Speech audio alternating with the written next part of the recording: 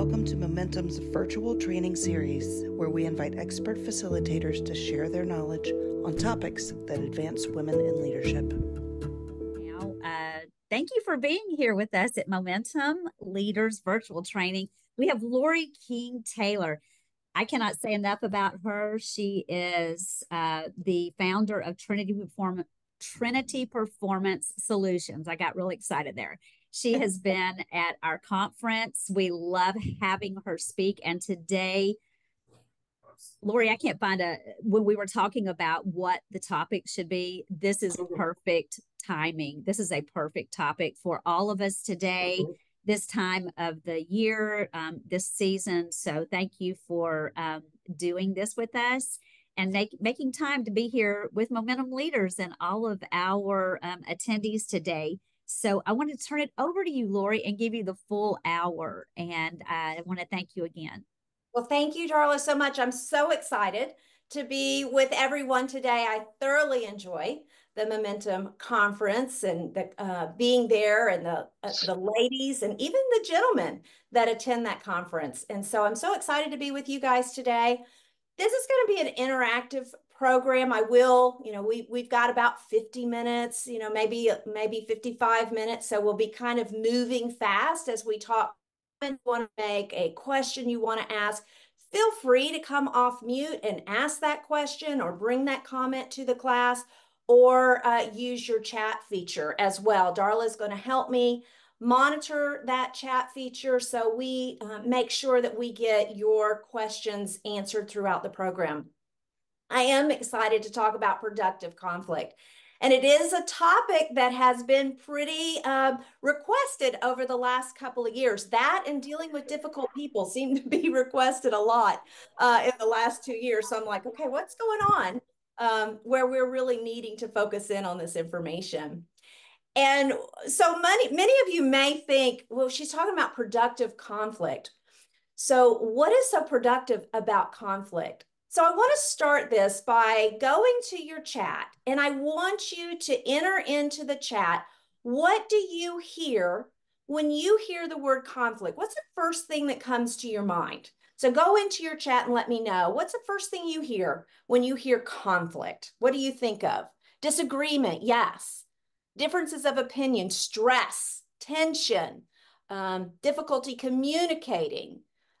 Dispute. Oh, opportunity. I love that one.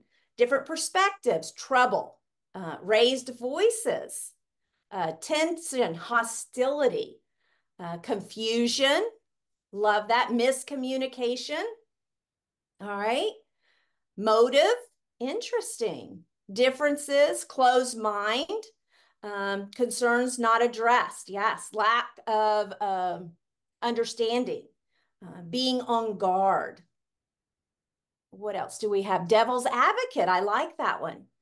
So if you look through that list, the majority of the words that you're going to see are more negative words. We heard tension and hostility and disagreement and argument.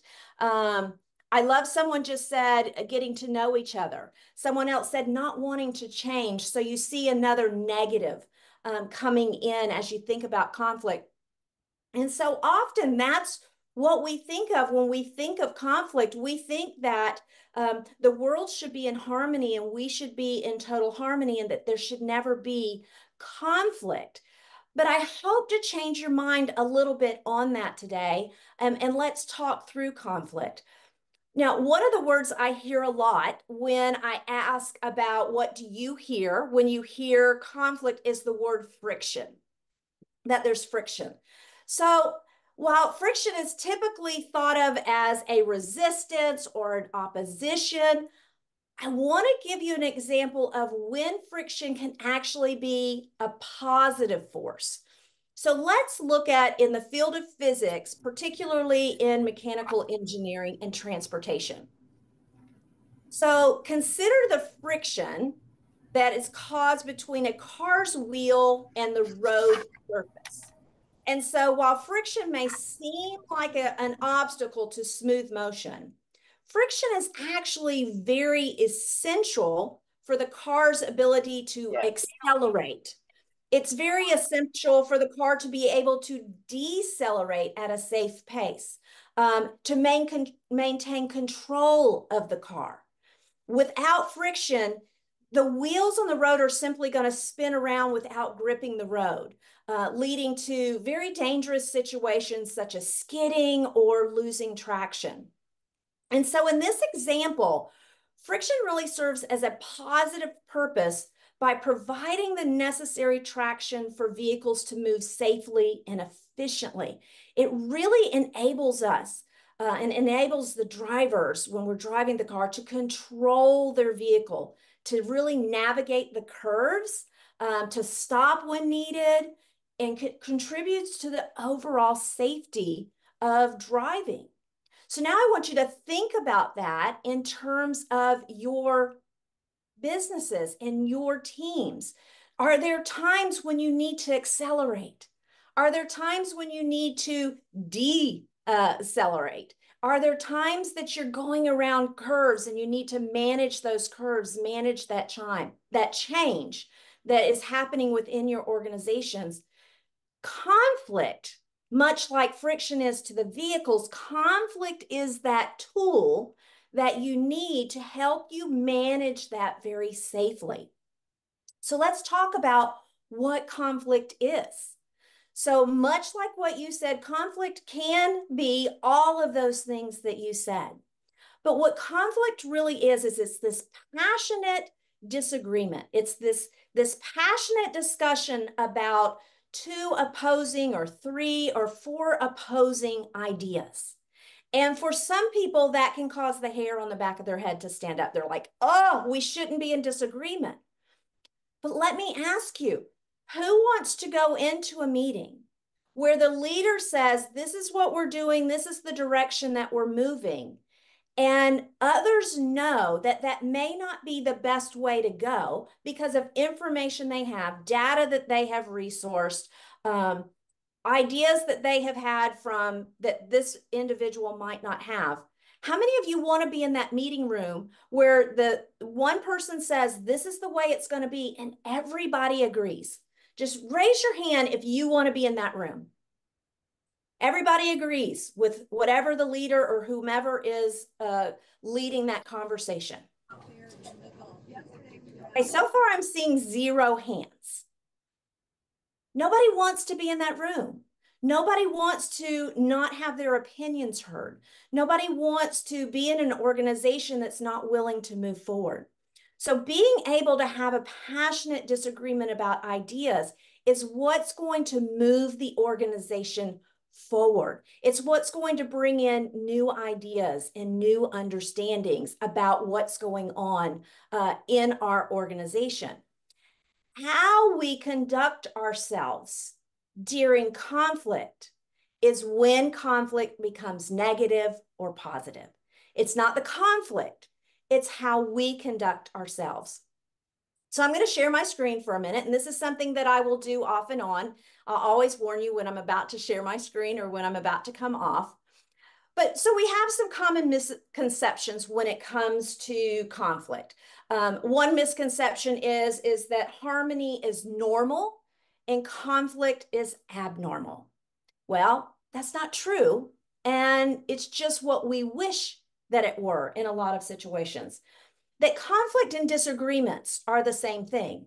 And they're not. We have disagreements all the time. Conflict is more when that emotion and that passion comes in to the discussion. So that disagreement kind of escalates a little bit further.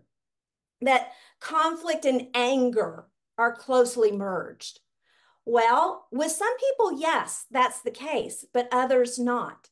Again, conflict is good. It's how we enter into it. So if we bring anger into conflict, it can be, but it doesn't have to be. Another misconception is that confrontation in conflict is always destructive. And that is also not true. Doesn't have to be. It can be based on our behavior, how we enter into that conflict situation, but it doesn't have to be the case. So a lot of times, and I'm going to come off camera, a lot of times, or come off share screen, a lot of times, or most of the time when we enter into conflict, our personalities play a huge role into how we enter into that conflict. And one of the wonderful things about humankind is that we are all different. And we love that. Well, personally, we may not love that because we want people to be like us and we feel comfortable with people being like us. But it's for the better of the world and for the better of our companies that we have people that are different than we are. And personalities play a huge role in that. So your personality and how you enter conflict can be very different from your teammates. And that's where some of that negativity comes in because we all approach conflict a little bit different. So I'm going to share my screen again, and I've got 4 options for you to look at. And I want you in the chat again to pick out, when you think of conflict, which one of these do you most relate with? So the first one is bring it on. It's time to address the situation. We go head into conflict. Your second option is that you're fine discussing anything, but you're uneasy being directly confronted, or if you feel the conflict is a rejection of your ideas. The third one is you don't like upset. You are the peacemaker, and when it comes to conflict, you're going to kind of run from conflict. In fact, you may even shut down and let somebody else have their way just to end any uncomfortable conflict situation. And then the last one is dislike conflict, especially if it feels personal. And you want time to research and evaluate your position and your response. So you will also shut down until you have that time to go back. So look at those. And Darla, since I'm screen sharing, I'm not seeing my chat right now. Or actually, maybe I can, there it is. I can pop it up. So let's see what we're seeing. It's very interesting seeing all of the bring it on. And for me, I know I like the 1 and 2. I'm fine discussing it, but I like to have a little time to process what's going on. But I think most of us have been in these situations enough to know that being honest and direct right up front is important. Yeah. I'm seeing a lot of this in all these. I am too. Look at all this, bring it on. Great. Dislike conflict, but have learned to confront and discuss it. And that's the other thing. When you're looking at these 4 areas, you're thinking about that true basic natural personality.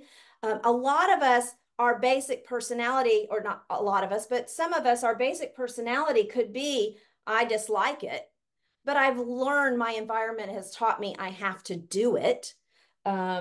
So somebody else, time for research, bring it on, bring it on, bring it on, bring it on. I dislike it, bring it on. I'm a peacemaker. So let's put dislike conflict, fine discussing it, bring it on, bring it on. Oh, we got a lot of bring it ons here. So let's put all these people in a room together.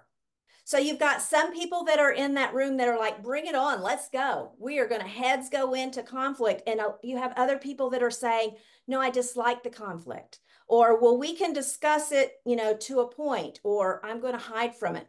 Where do you see the conflict coming in when you have those people in a room together? Lori, I want to share real quick what one, and this to me encapsulates what you're talking about, Diane Whitaker. I believe you can have the bring it on mindset, but go into it being humble and understanding, to listen to others. And that to me is where it comes in. I like how she worded that. Yes. Yes, absolutely. And that's what we're talking about today, how we take conflict and make it productive. The first thing we have to do is we have to recognize our style in conflict. So that's why I asked you to look at those things and identify where you are, because self-awareness is one of the most important things that we can do as an individual, as a leader, as a teammate, heck, as a parent, as a friend, as a spouse. One of the most important things to understand is, where are we coming at from this?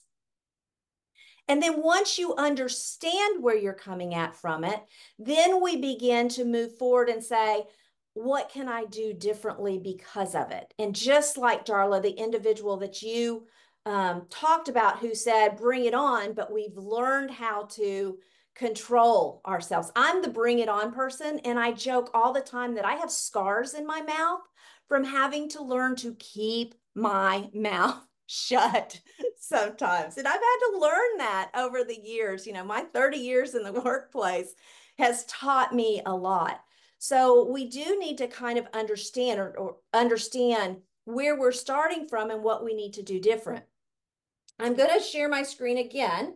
And I want to show you, you're going to receive a handout or have the opportunity to download a handout later in the program. So everything we're talking about and the slides and all, you'll get a copy of that. So what I have on the screen right now, I'm just going to put up real briefly. And you're going to see like the blue are those bring it on people. The orange are those I'm okay with it.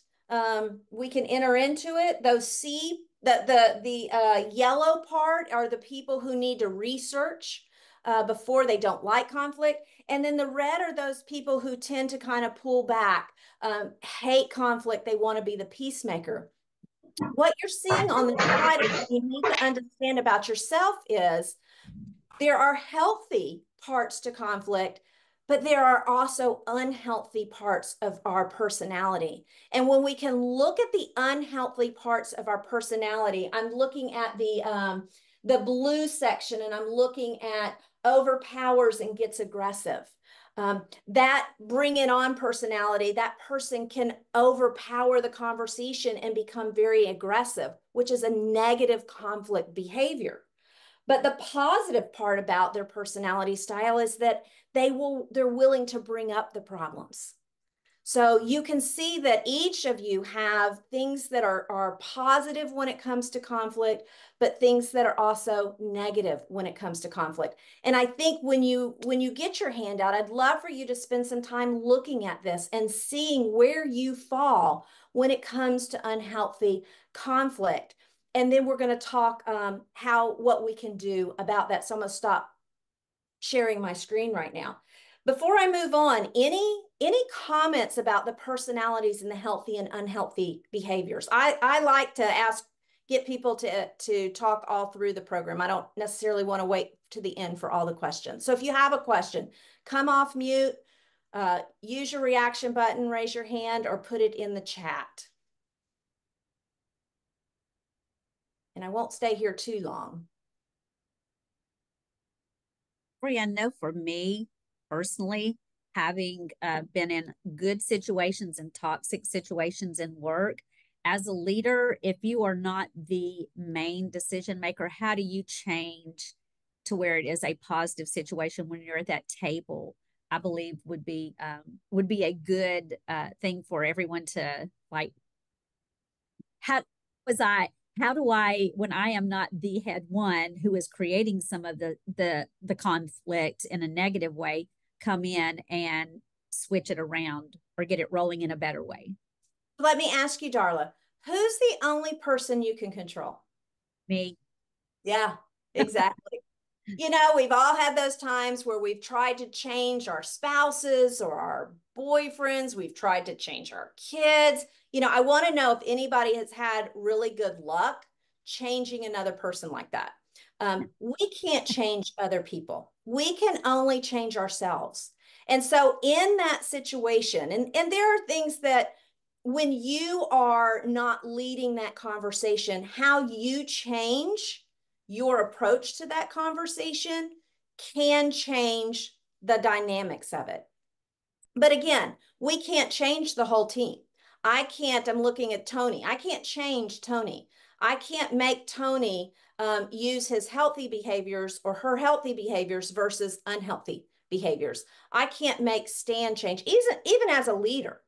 We can provide training, we can provide an environment to motivate them to do better, but it's very hard to actually make that person change. All right, so let me see what we're seeing. When you have people who approach with opposite behaviors, how to come to the middle to come to resolve the conflict. Again, you can only change yourself. So when you and we're going to talk about that. So I'm going to answer that question here for you in just a few minutes. The graphic, it's interesting for me in that it looks like this is related to DISC, which I'm a C. However, I feel like I'm more of a bring it on person. It is, you are so smart. This does come from DISC. I'm a DISC facilitator, and we use this in our DISC program. Two things could happen in that situation, Tyler, is that you can still be a bring it on and C, because we all have different intensity levels in our personality.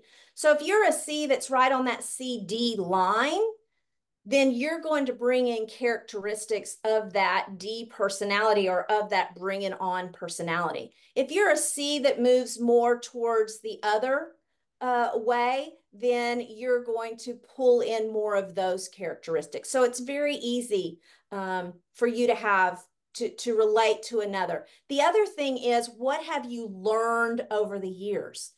I'm the bring it on personality, but I have learned over the years to sit back and listen more.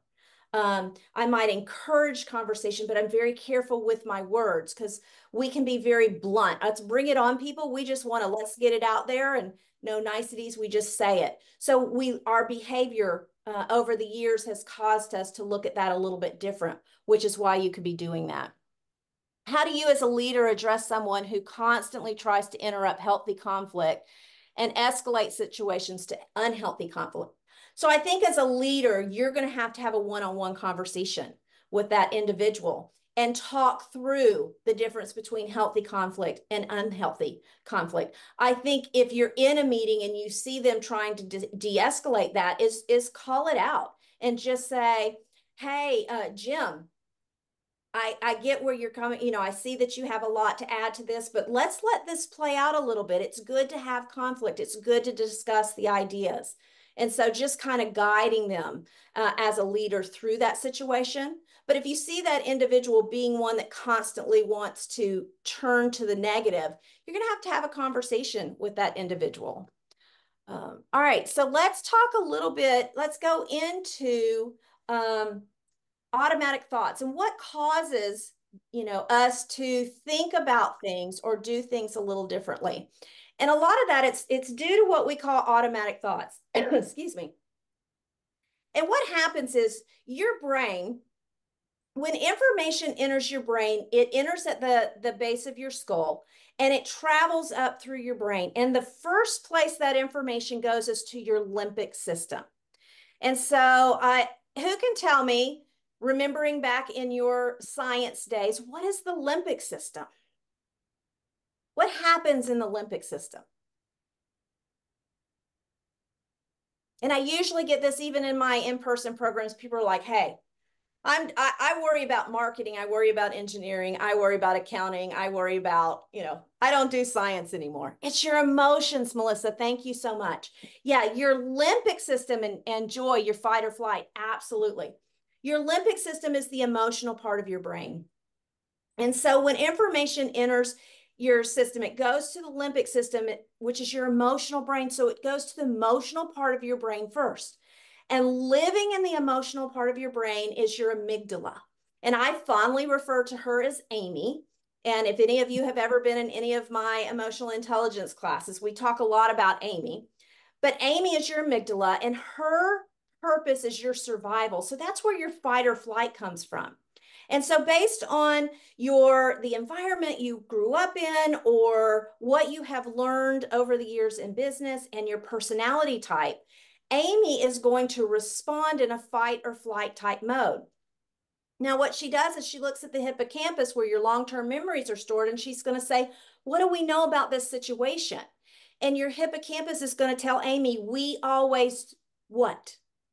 And it's what we've always done based on, again, personality style, or it's not always personality style, the environment that we grew up in, what we learned growing up, or if you've been in the workplace for quite a while, what you've learned over the years in the workplace has developed that. So what you've got to do is kind of change that automatic thought. So when someone says something and they're very blunt, let's say you're in the room with a bring it on person, and you hear them being very blunt, your first reaction is going to be what? It's different for everybody. Some of you are going to say, wow, they're very aggressive. Wow, this is, harsh, because a harsh tone can come in. So you're making an opinion on what that person's saying immediately. So what we have to do is we have to look at what our automatic thoughts are, and they're different for everyone.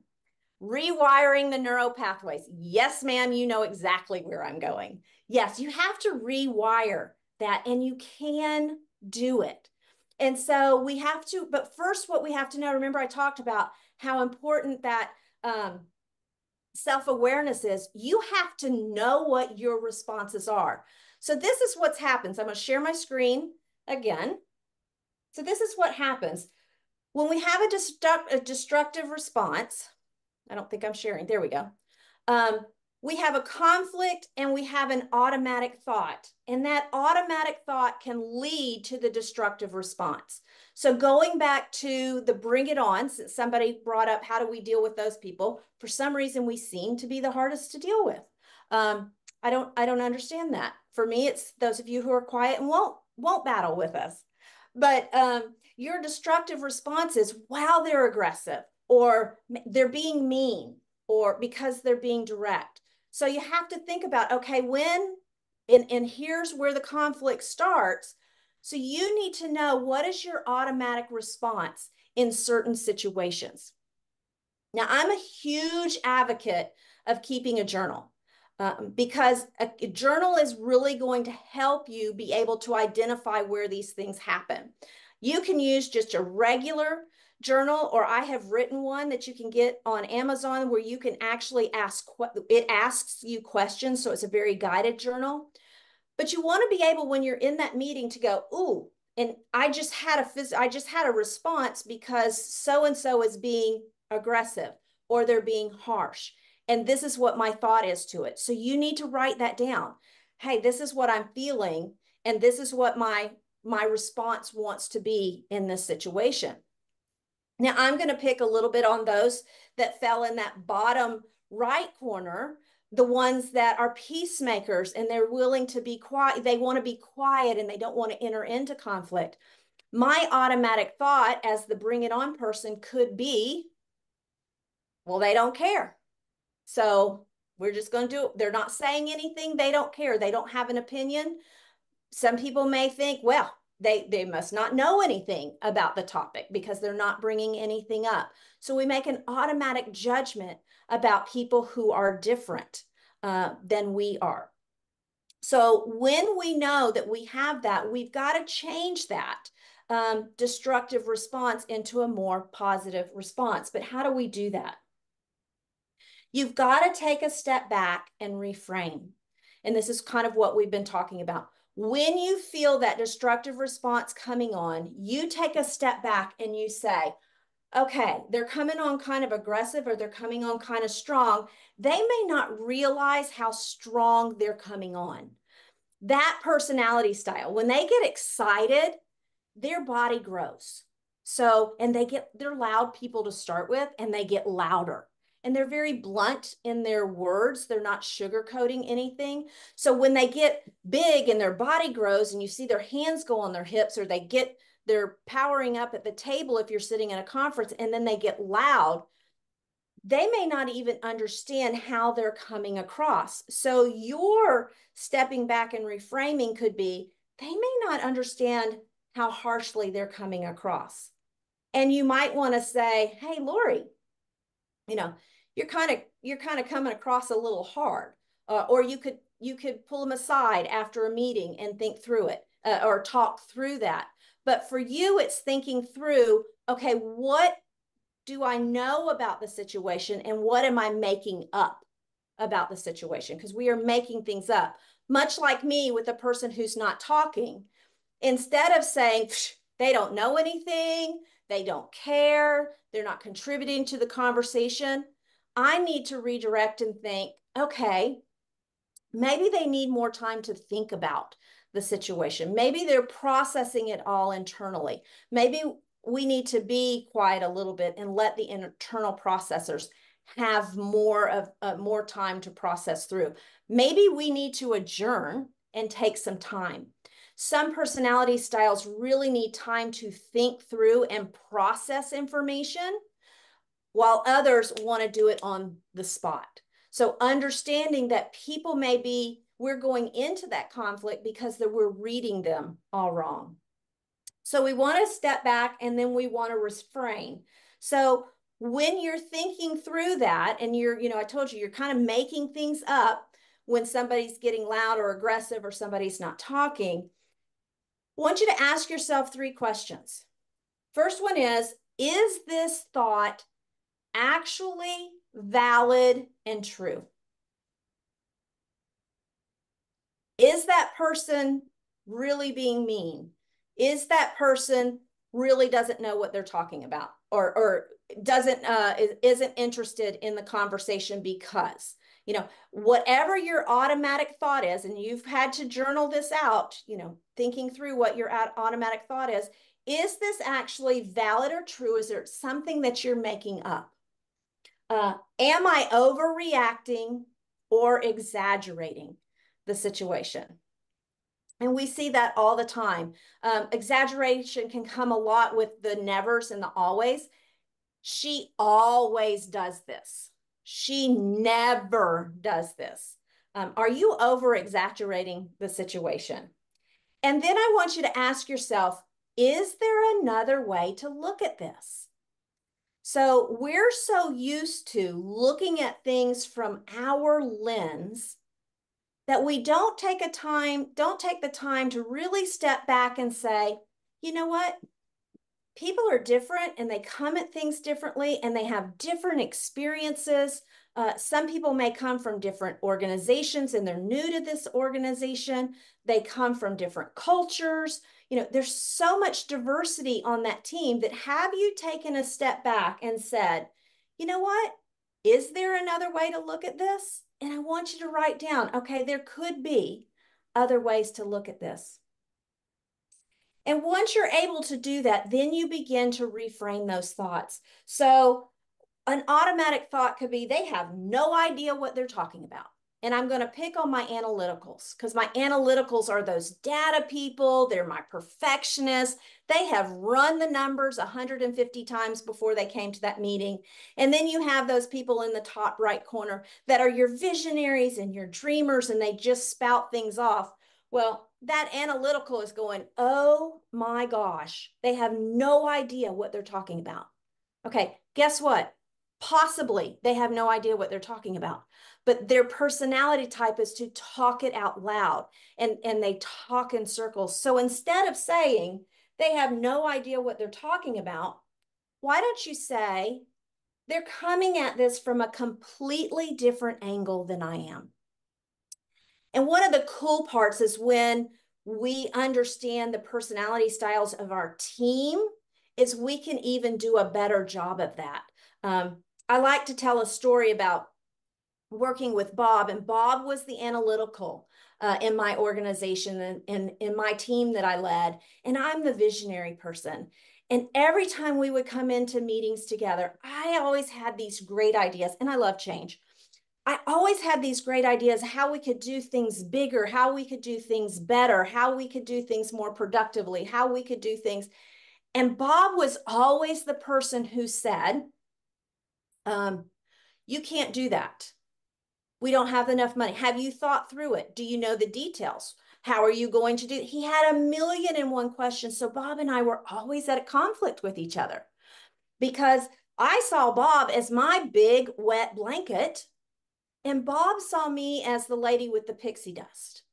So, and he would call me Pixie. So when we would come into a meeting together, even before the meeting started, if I knew Bob was going to be in that meeting, I already got hives going into the meeting. It's like, oh, Bob's going to be there. It's going to be uncomfortable. He's going to question me about everything. He's going to throw a wet blanket on my ideas. So I had to step back and reframe how I thought about Bob. Bob's coming at this from a different angle. So Bob's personality style is saying, hey, we need more details on this. He's not the high in the sky, bubbly, visionary person. He's the one that's going to keep us out of jail. He's the one that's going to keep us from being sued. He's the one that's going to keep us from going bankrupt. So he's looking at all of those details. And when I was able to get to a point where I could recognize what Bob was bringing to the table and the strengths that his personality style had, I could appreciate that and enter into a conversation with him that even though we were in conflict, it was not a destructive conflict. We weren't going at each other. I didn't leave the meeting going, I hate Bob. Oh my gosh, would he go to another company? And he didn't think the same about me. We got to where we could work through those situations. So understanding what they bring to the table and thinking through that would be important. So let's talk about another way to reframe the thought. If they push me, I'm going to push back. Okay. And some of you may have been in that situation. They're like, oh, no, they're not going to, one more time. Just say one more thing, Buddy Rowe, and I am going to right back at you. And you take myself and Bob, and that could have easily happened on both sides, because there could be pushing on both sides, because I'm wanting to get my ideas and my visions and, hey, let's go bungee jumping. And Bob's worried about the rope and how long it is and what the distance is from the bridge to the ground. And is it actually connected? And do we have, our life insurance policies up to date? I don't care about any of that stuff. Okay. So if he pushes, I'm going to push back. And Bob's like, if she's going to push, I'm going to push back. So instead of saying that, we can talk about, okay, maybe they don't realize how aggressively they're coming across, because both of those personalities can get aggressive when it comes to conflict. Now, the analytical is going to shut down before the bring it on person will, but let me tell you, the analytical is coming back. And when they come back, they're going to have more data than you will ever be able to look through. They are going to bury you in, hey, lady, you want to do this? Have you thought about X, Y, Z, A, B, 7, 9, and they're coming at you at every angle and kind of blowing your mind. So being able to say, all right, let's step back and say, they might not realize that they're becoming aggressive. And maybe they're getting aggressive because you are getting aggressive. So as you lean in and your voice gets louder, they're going to lean in and their voice is going to get louder. And then it's going to continue to escalate at that point. When you see that happening, I want you to take a step back and say, okay, what am I contributing to this? Am I continuing to speak louder because I want to speak over them? What is my body doing? What is my body feeling? Because we're going to feel our emotions. You always feel them physically first. So what are you feeling? Are you feeling that aggression? Are you feeling that tightness? Whatever it is for you, and be able to you yourself back down. You can continue to have the conversation, but your voice is getting lower. And you're having that conversation, but you're doing it less aggressively. If you are the person who's the turtle, the head in the shell, you need to come out of your shell and you need to speak up and be heard.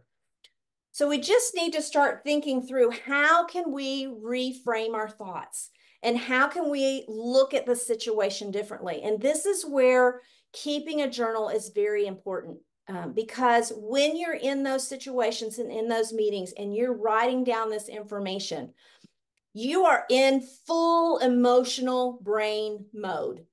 And when you're in full emotional brain mode, you have the chance of being what we call emotionally hijacked.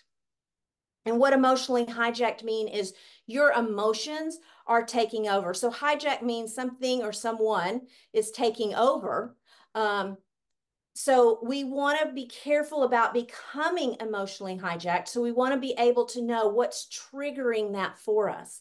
So keeping that when you're in those conversations and you're in those meetings, or immediately after, while you're still kind of in that emotional, and journaling through that, gives you the opportunity to then step away from the situation and come back later. When you're in that rational part of your mind, your rational's up here. So you got to give that information time to get all the way through.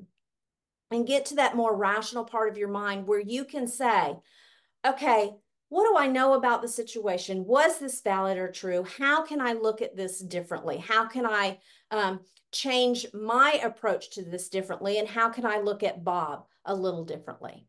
So I'm going to look at the chat real quick because I see a couple of things coming through the chat. When I see a response via email or chat, I sometimes read it in the wrong light and have to step back and sometimes ask if this is how they actually meant it. Yes, yes, and yes, Barbara. So when it comes to communication, there's 3 areas of communication. There's the words that you say, the tone in which you say them, and your body language. In an email and chat, you get one of the 3. You get words. You don't get tone, and you don't get body language. And I'll have people all the time that says, oh, yes, I do get tone in a chat or an email. No, that would be your tone. That wouldn't be the person's tone.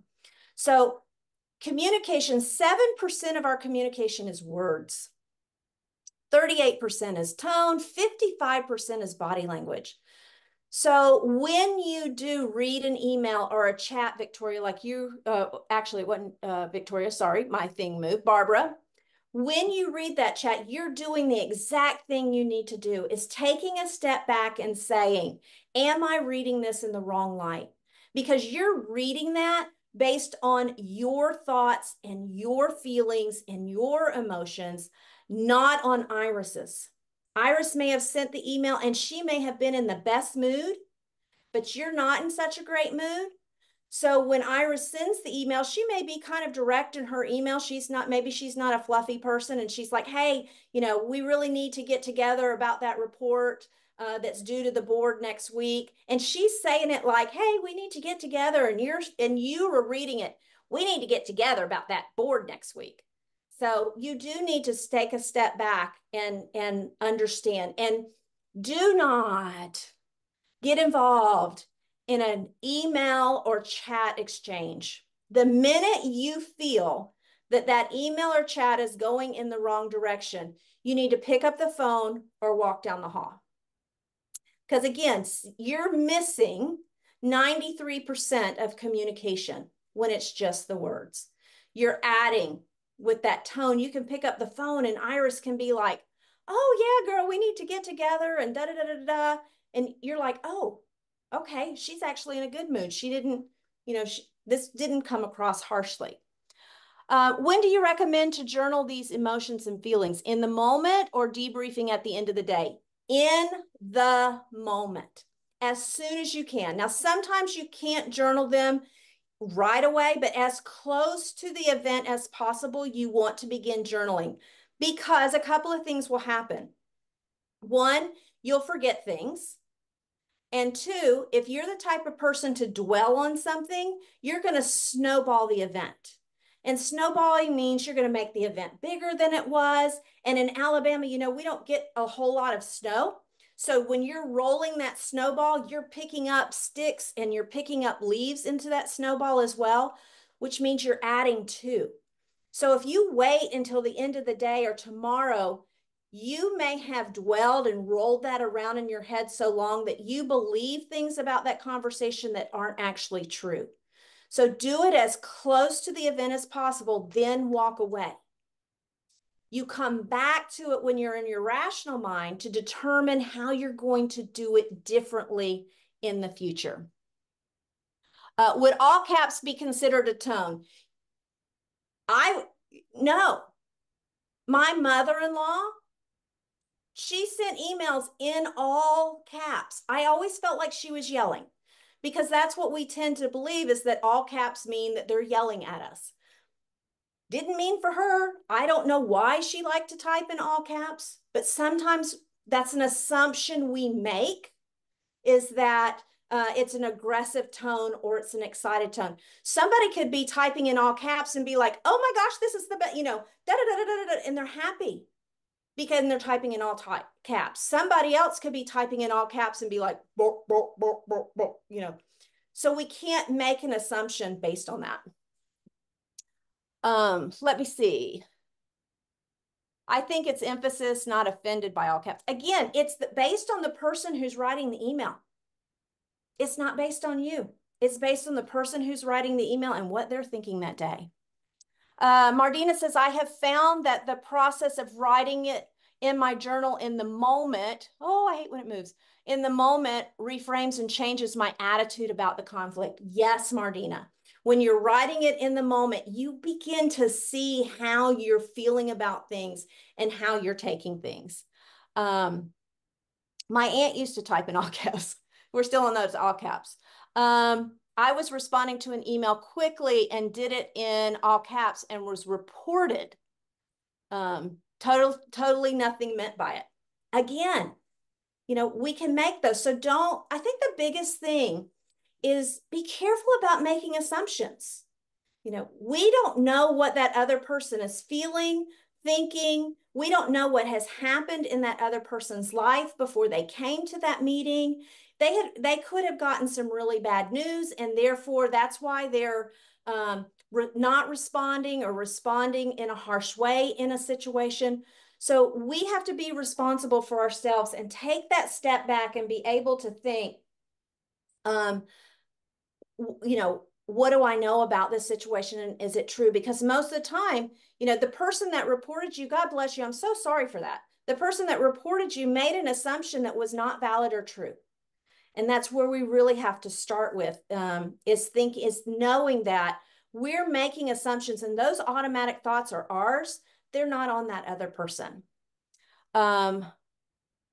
What about, somebody was saying something about, what about response time to an email? When somebody doesn't respond with 24 hours, it bothers me. Okay, it doesn't need to bother you if somebody doesn't respond in 24 hours, and this is why. One reason is, and I will teach that we don't need to be tied to instant communication. The other thing is some people need time to think and process.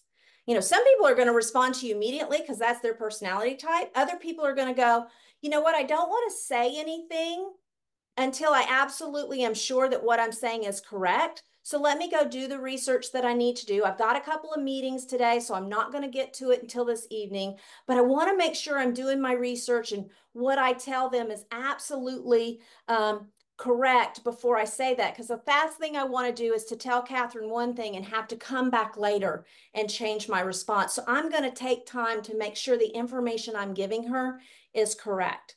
So give people time. Now, I like to tell people that if you're that person, I recommend that you send an email back that says, hey, I'll get to this and I'll respond to you, by end of day or tomorrow. But again, you can't control that person. You can only control yourself. So you need to think, I'm going to change that automatic thought. Instead of getting irritated, I'm going to take a step back and reframe. And I'm going to say, you know what? They may have been in a lot of meetings today and they haven't had time. Somebody could have had a sick child and had to go home and you don't know that. Or maybe they're gathering the data that they need to make sure the information they give me is correct. So I'm going to jump on my screen again and talk about, so when you're in that confrontation, I want you to think about, how is my personal belief system creating a picture of the situation? Because again, we're all different. We all have different opinions, different values, things that are important to us. What may be important to you is totally not important to someone else.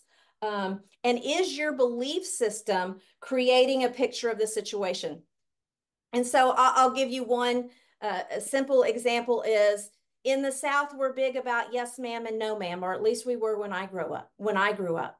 So if I don't hear somebody, especially one of my son's friends, if they don't say yes, ma'am, or no, ma'am, and it's like, yeah, I form an opinion, right? It's like, oh my gosh, disrespectful. But what I've had to learn is everybody comes in a different home, is brought up in a different home and has different values. And there's parts of the country where they do not say yes, ma'am, and no, sir. I have a very good friend whose mother I absolutely adore, and they are Brooklyn Italians. And when my son was young, every time he said yes, ma'am, she would say, do not say ma'am to me. You don't ma'am me.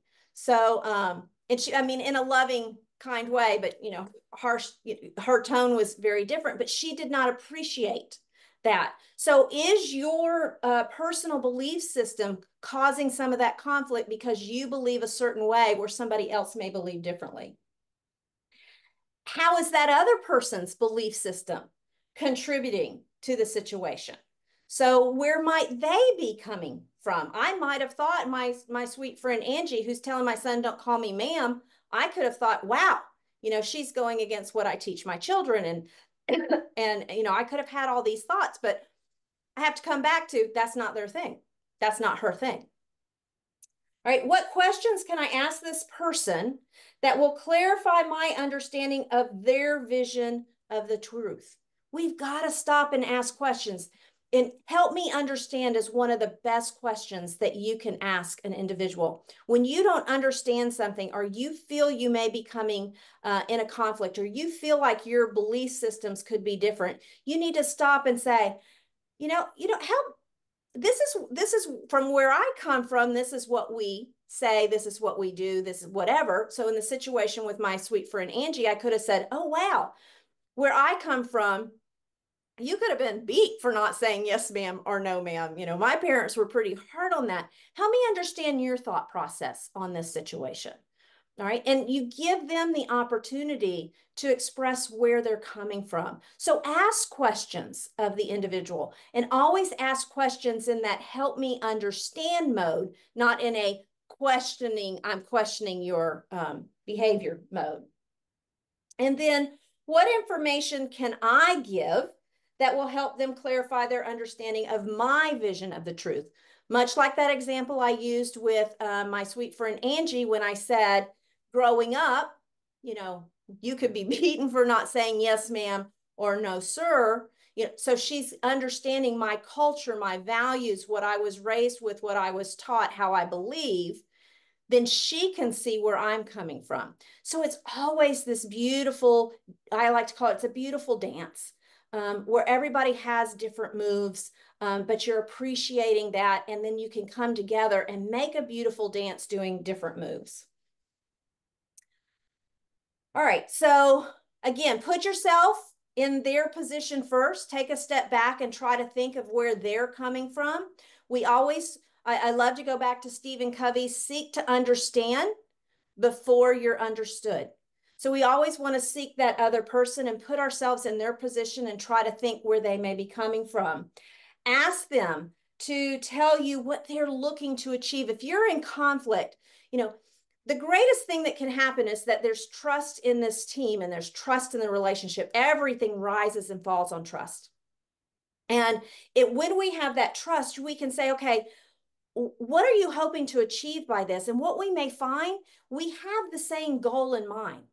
We're trying to get to the same place. I use the example in training a lot of the Apollo 13, and my father-in-law was involved in that, and the engineers that locked themselves in rooms for days to try to come up with the idea of bringing the astronauts home. And I can promise you there was a ton of conflict in that room because they all came from different areas and knew that spacecraft differently.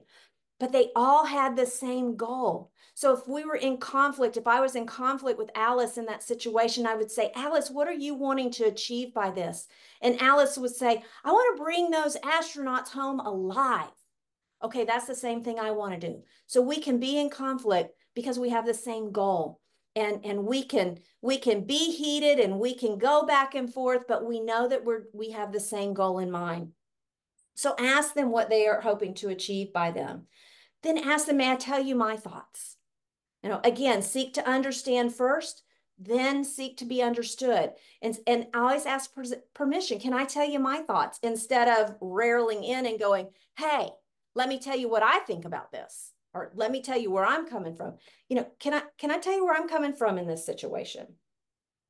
Write things down, because again, we can roll things around and that conflict can get bigger and bigger. When we write things down, we have a better understanding of what is being said and the exact of what is being said, because we've written it down instead of going back to our offices and dwelling on it later and exaggerating it and picking up sticks and leaves along the way. And then actively seek a situation that would work for both of you.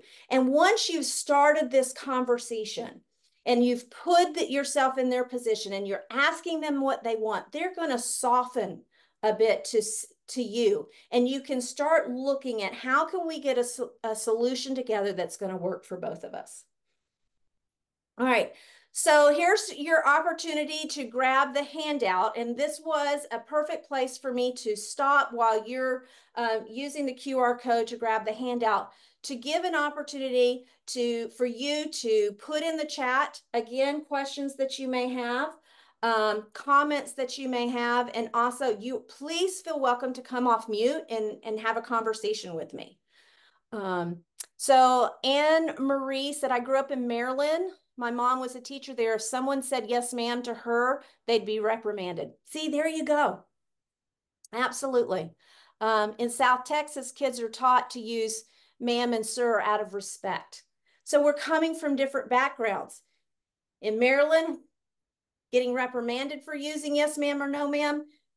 In Alabama, getting reprimanded when you don't use yes, ma'am or no, ma'am. So again, a perfect example of how we need to find out more about the other person. Have you seen this work change after social media? Yes. Oh my goodness, Anne-Marie. Yes. For some reason, it used to be we could be anonymous and say things. Now we just don't care. But yeah, social media has elevated the situation. Again, it's only words most of the time. Pictures have come in, which add a little bit more to it. But the words, and we take it out of context, and people are just, not all, some, let's not generalize and say all, just don't hold back what their thoughts, and they can be very mean on social media. Ugh, I think that social media is good and evil all in the same. Let me look at other questions. Yeah, Ambre said, they are willing to post things they would never say in person. Yep, absolutely. They'd never say it to your face, but they're willing to say it on social media. Do you think the different generations in the workplace makes it where the conflict is more exaggerated? Yes, ma'am. I love talking about generations in the workplace, and we're all very different. So each generation we're shaped by what we've gone through. We're shaped by our environment. So your silent generation or your traditionalists were really shaped by the war. Boomers were shaped by wanting to get out there and go for the gusto, and usually both parents worked in that situation. And then there's these what we call the middle generation, or the Gen Xers. They're like the sandwich generation, because there's not many of us, because the boomers were too busy, doing their lives and working and not having as many children. And so they're called the latchkey kids, and that shaped how they view things and how they do things. And now you've got the generations that grew up with all electronics, and this generation is not, the generation coming up now is never going to know a world without AI. So all of that does play into, and we really need to understand the generations and what that brings to the workplace, and how to work with those generations. My daughter jokes with me because I grew up where if it doesn't kill you, you are fine. And she says that her friends call it trauma. Yes. I agree. I'm a suck it up buttercup generation, because I'm that Gen X, and we kind of had to suck it up buttercup because we were on our own. So, all right, hopefully everybody had the chance to grab that and fill out that evaluation. If you filled it out, the evaluation, thank you so much. That will help Darla and myself. I'll be sharing that with Darla. But let's go on to kind of summing things up, because we are at that end. So we talked a lot about this, that resolving conflict when you're journaling. What would you like to see happen? What would it take for us to be able to move forward? Those very things that we talked about. But what I want you to know is that conflict is not always a negative. It's how we enter into conflict that makes it negative or positive. That the first thing you have to do is not worry about the other person. The first thing you have to do is understand yourself and yourself in conflict. What are your healthy behaviors? What are your unhealthy behaviors? then you can begin to understand other people and their personalities and how they enter into conflict and how that might be different for you. And then learn to reframe those destructive responses. And by doing that, you're able to rewire your brain. So I just want to thank you all so much for being with me today. I have absolutely loved it. It is amazing how fast an hour goes. Darla, I could keep talking on this subject another hour, but I won't. But feel free to reach out to me. The handout will have all of my information on it. If you have any questions or you want to chat about any situations, I'm happy to be there for you. And Darla, I will turn it back over to you. Thank you so much. Oh my gosh, this was amazing. I have been taking notes prolifically today. This has been great. I learned a lot, and I know everyone else did too. I appreciated the engagement. And if you have not already done the QR code, please do. I did that, and I filled it all the way out to the end. Thank you so much. And thank you for the bonus, because we did fill it out. So everyone take a minute to do that. I appreciate it.